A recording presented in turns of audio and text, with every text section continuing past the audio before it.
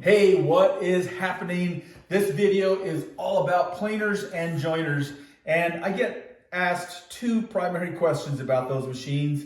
The first one is, A, which one should I get first? And two, what is the difference between the two?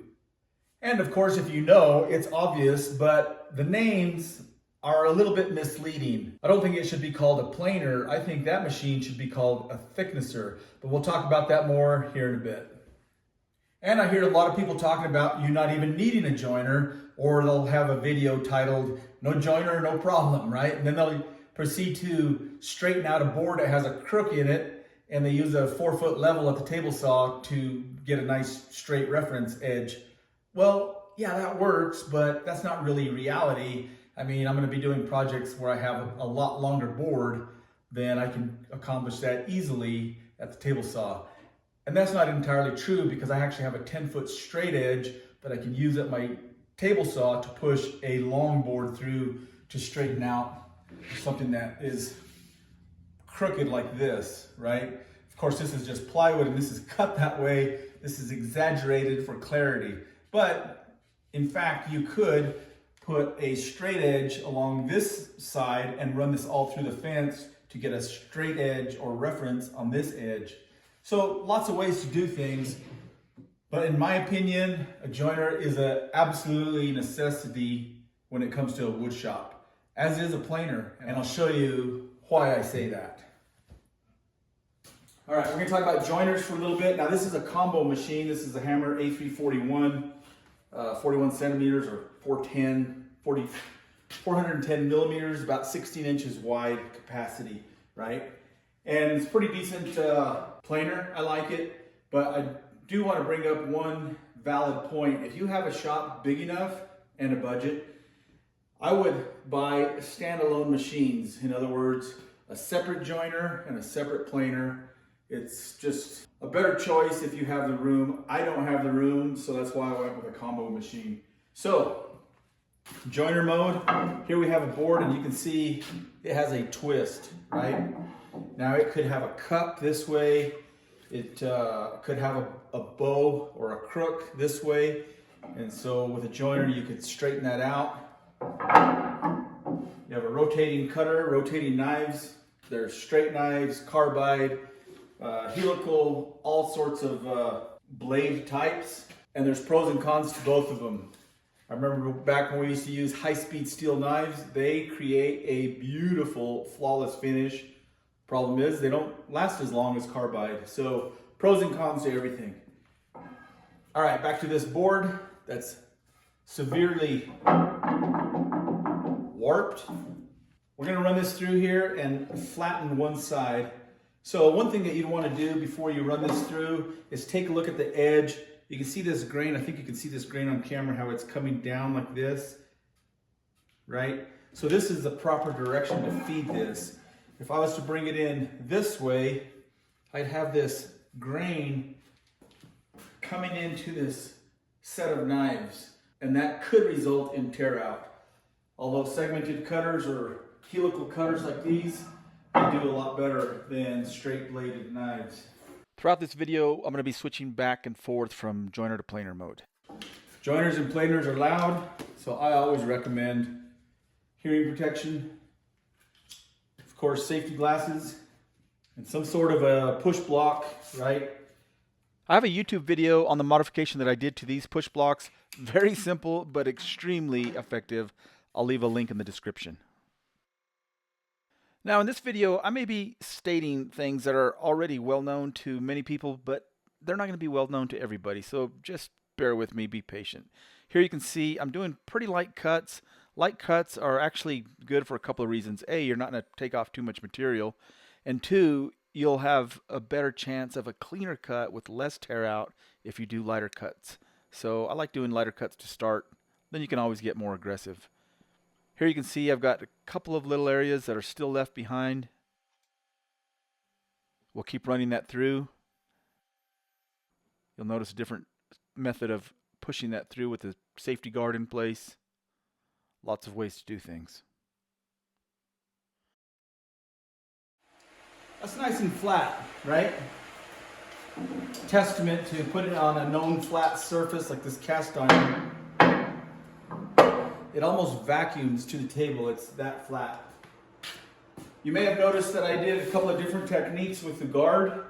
So there's two different types of guard. This is called a Euro style, and then there's a pork chop guard, and I'll talk about that a little bit later. But with this style of guard, sometimes I'll bring this to where it just clears the width of the board, and I'll bring this down. That way I can use two push blocks. Or I'll cover the entire set of knives and raise this up to where it's just slightly above the board. And this is another way to do it, where your hand goes across and you keep the pressure on with your front hand. Your right hand, or the tailing hand, I guess, is merely pushing the board forward. And that works too. Sometimes it's kind of hard to grip when you're doing it like this, so sometimes I prefer having this open. And I'll talk about another method that you can do if you're using it like this and it's kind of hard to push it through with your hands. I have a solution for that. But anyway, there's our board nice and flat. So at this point, we went this direction with it. What we would do is we would just bring it right back through the planer, come in this way, or if you went to a standalone machine planer somewhere else, you would feed it this way. Remember this grain direction? We fed it this direction to favor the cutter of the knives. So when we run it through the planer, we want to do the same thing.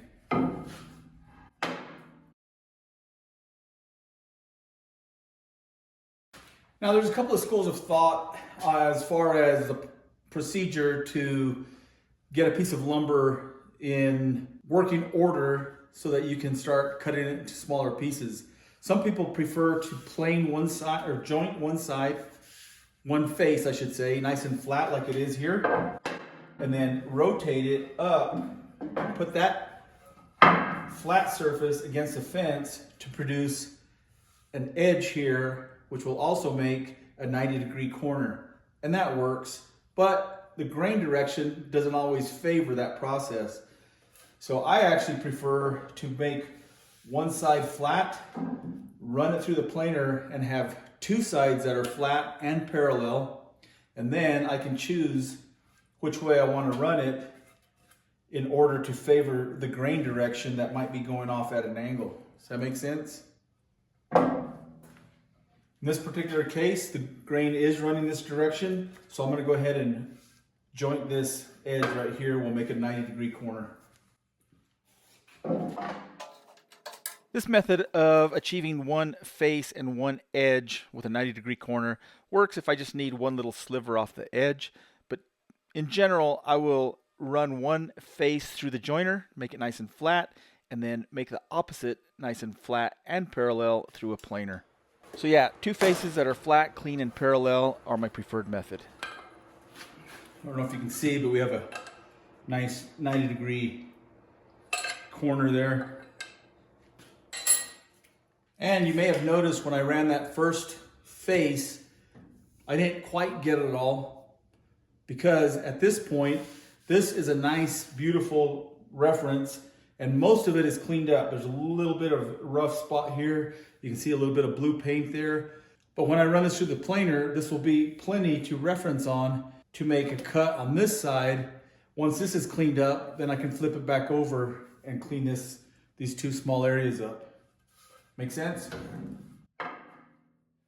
So that's just one process that can be done with a joiner, right? We made a face and an edge, but a lot of joiners will accommodate creating rabbit cuts.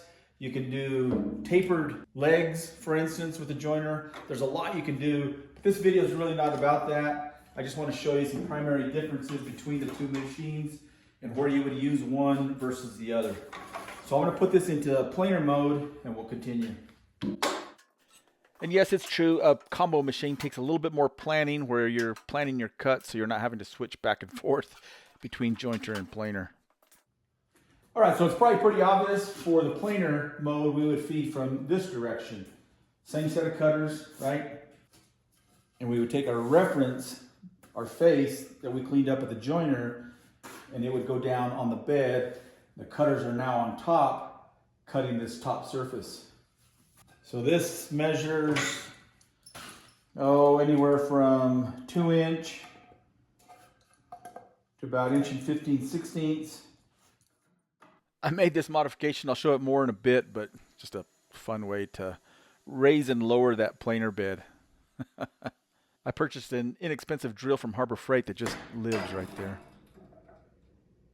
Go about there for now. It's engaged. I didn't have my vacuum on a while ago. I had one of my Ethernet cables unplugged and it didn't vacuum, so I got some sawdust here that I need to pick up.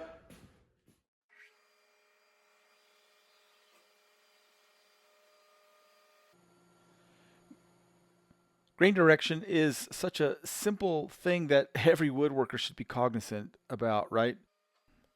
Being aware of grain direction will apply to routers, planers, joiners, hand planes. Yeah, it does make a difference.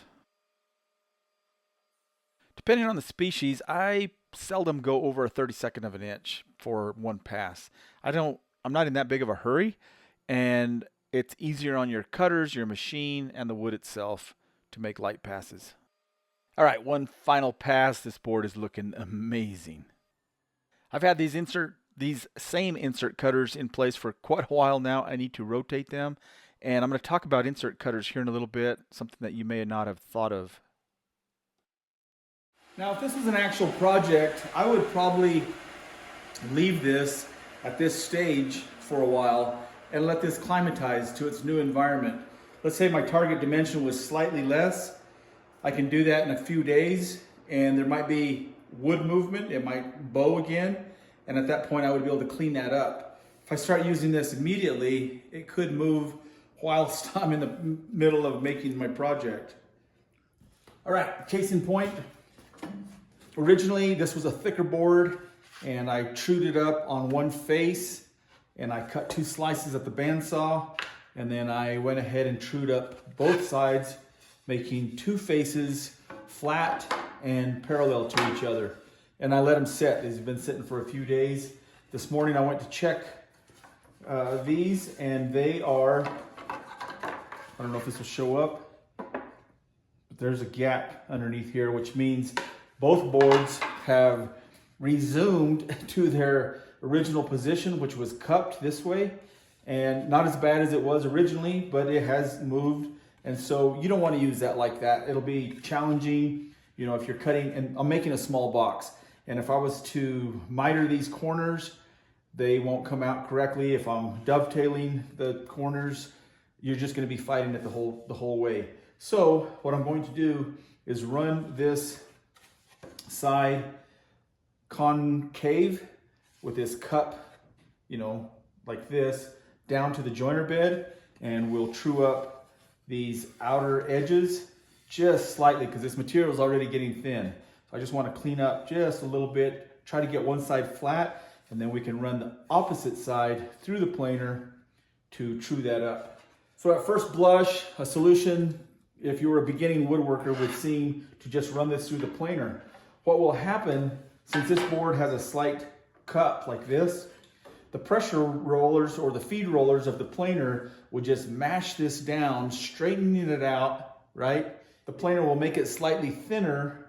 As it comes through those feed rollers, it will spring back to its original shape, and you'll just have a thinner but still cupped board. So the jointer is the solution.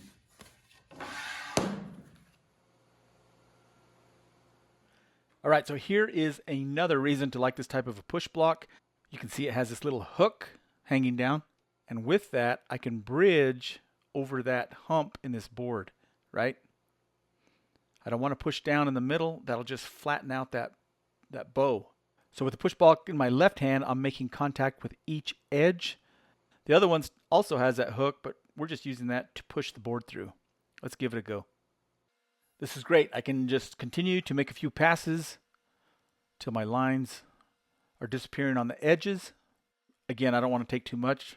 Notice that I'm sliding my left hand, the push block in my left hand, as the board travels through without pushing the middle of it down.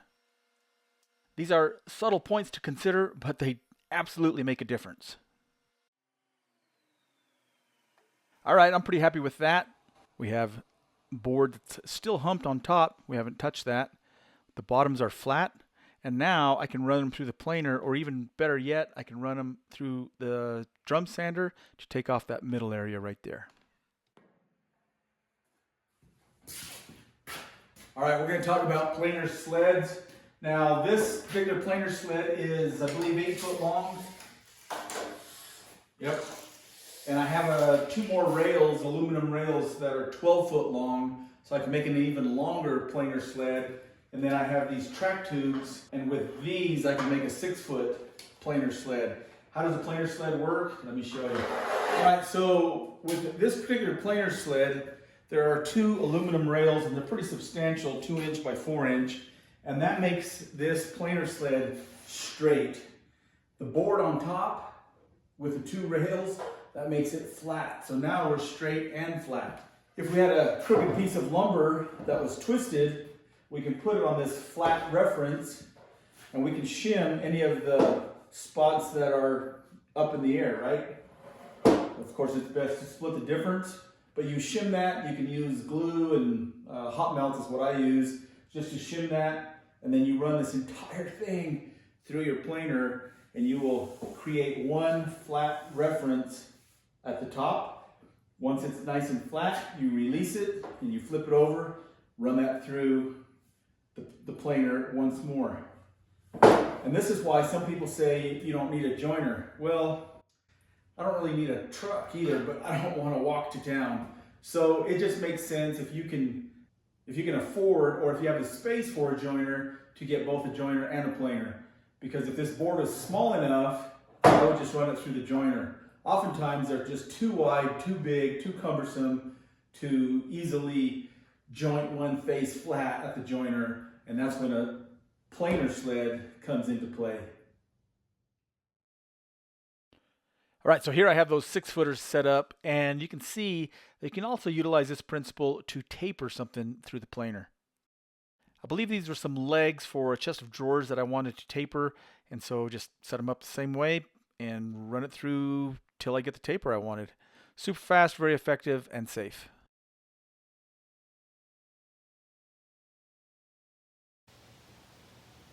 You may have noticed sometimes you're running a board through the joiner and it's kind of hard to push, a little bit awkward, might have dust on it and it's kind of slippery, right? And you could use one of these blocks that have the rubber pad, but sometimes those are slippy as well. So what I like doing is I'll just get a wet rag, I'll just keep it handy, and then you can easily push that through. You'll have much better control, run that all the way through, especially if it's a long board. Now, a couple of things, you'll want to keep this away from the cutter and off your cast iron table, yeah?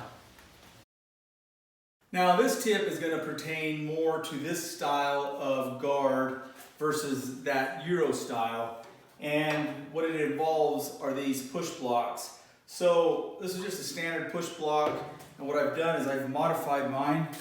You can see I put a piece of plastic. You can see it's already been hit with the knives, but it's a piece of plastic. You could use a piece of wood. Just keep the screws well out of the way. That would be really hard to hit those screws. But by letting it hang just maybe 3/16, 5 millimeters or so, you can grip the tail end of that board and easily push that through. Yeah? I've been using this stuff for years. I love it. I like it better than wax. It's Bostik Glide Coat, not sponsored, just thought I'd share. And it's probably not an issue where you hear people talking about wax getting into the pores of the grain, and then later it can cause, some kind of a incompatibility with a top coat type finish. Typically, after you joint, you're going to sand, so if there was any wax residue, it probably wouldn't be a problem. But I still like the convenience of the spray in a can. I'm probably stating the obvious here, but it just makes sense to use the full width of your cutters, whether they're knives or inserts. Yeah. Not sure how well this will show up, but there's a big bow in this. Well, not a big bow, but it's bowed. You can see it up in the air there. So a lot of times it just makes sense to cut your boards into smaller pieces. The pieces the size that you're going to be using anyway, right? and then run them through the joiner. Haha, this dude in his glide coat. So I like putting it not only on the cast iron bed, but also on the fence. And I know in some parts of the country, people will utilize this to prevent rust. Here in New Mexico, we don't have that issue at all. Okay, so this is a little redundant, showing grain direction coming off the board. I'm going to use this opportunity to talk about insert cutters. Now, rotating insert cutters, carbide insert cutters, are typically four-sided, and the first edge is always going to be the freshest because of something we know as turbulence, right? So that turbulence is going to affect all those other three cutters that you think are brand new and sharp.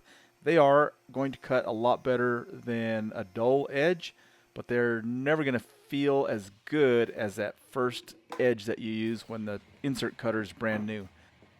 Just something to think about, and something that I've noticed over the years from using an edge bander. So yeah, that turbulence of air, sawdust, and sometimes dirt moving around can dull those other edges slightly.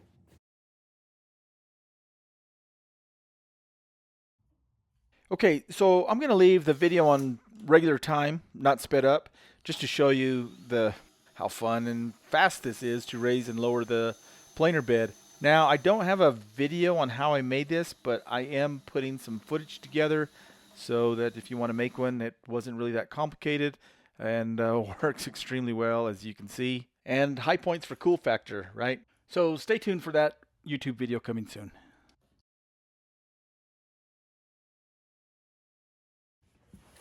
Okay, check it out. So this is my first solution to not a problem, right?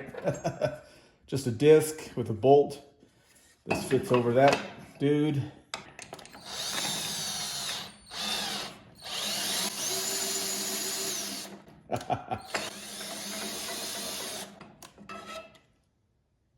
Yeah, man. All right, so the reason I had these boards wider than I needed is because I wanted to plane or joint the faces so that I could see what's going on with the grain, because I want the center of this grain right here to be where two styles come together so that they'll be matched. So now that I can see the grain, I can mark center on here. Center right through here. And I'm going to call this center over here. I need 4 styles total, but 2 pair. So I can mark that now. Little details like this make a big difference in the overall piece, I believe. I have plenty here. Each section only needs to be about 10.5. So right here where this angle changes, I will cut that there. And then each style is only about this wide. So you can see I can get my 4 pieces and the grain will be matched, and also the grain pattern will be centered where the 2 styles come together. All right, so I actually had 4 pieces that each one will have matching styles. So you can see I've got these all marked and centered, cut out of those bigger boards. So now I can continue to process this lumber because I need it quite a bit thinner. And incidentally, another thing, so I'll probably be running this edge through the joiner or maybe the table saw. So as I'm cutting these at the bandsaw, I make these edges concave rather than convex. So it's not rocking as I'm trying to run it through the joiner. Or this will, reference correctly against the table saw fence.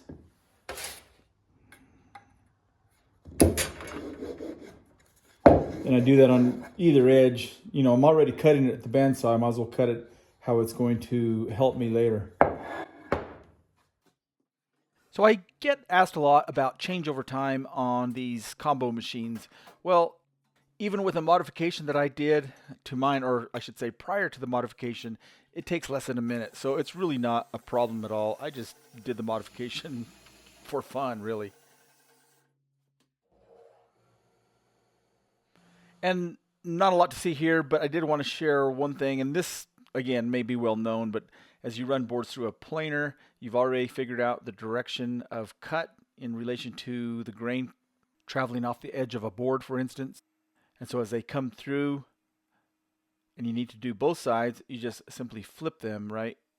And generally that will be correct grain orientation to favor the cutters.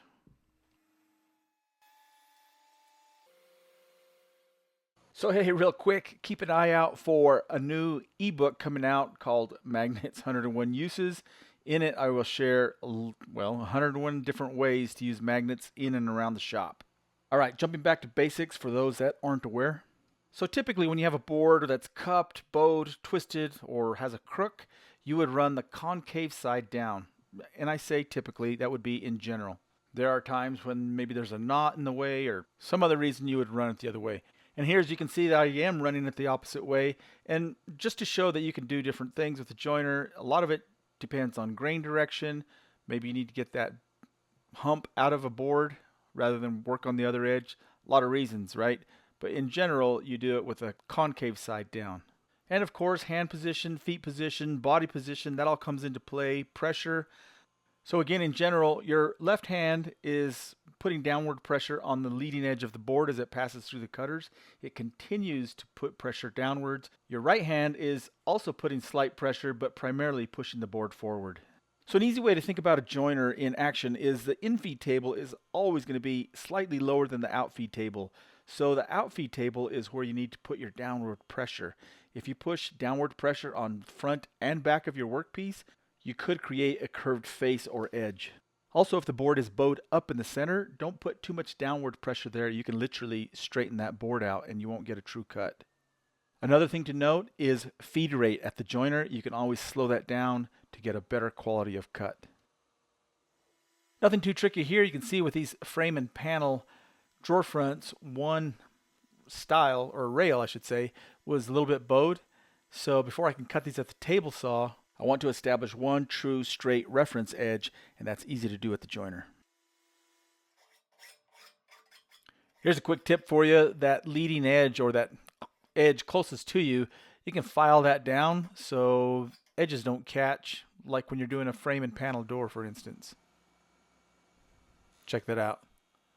Much better, right?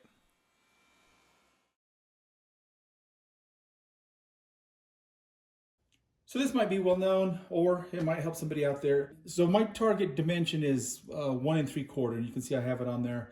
But if I'm bringing that up and I go past, I don't want to just bring it back to that dimension like that. I need to come up into it. So if I go past, what I want to do is go past the other way and then feed into it to that dimension. Otherwise, you're going to be involving something known as backlash. So you remove that backlash by coming up into the cut. So backlash is the tiny tolerance space betwixt mechanical parts, or in this case, gears. I realize that you can get extensions for hammer, or probably for whatever particular brand that you have, so that when you're running smaller parts through a planer, you don't have pieces falling off the end. And so here you can see in planer mode, I've extended that table about 20 inches. Just use some Formica, red and gray. And then in joiner mode, it's just out of the way. Love this setup. Well, all right, gang, that just about does it for this video. And I know a lot of these things that I've shown are already well known, but guess what? Not everybody knows this. There are up-and-coming woodworkers, new woodworkers all the time. So I sincerely hope that you got something out of this video. That is fantastic. That is my goal. If you didn't, well, I thank you all the same. Thanks a ton for watching. Have fun in the shop and make your day spectacular.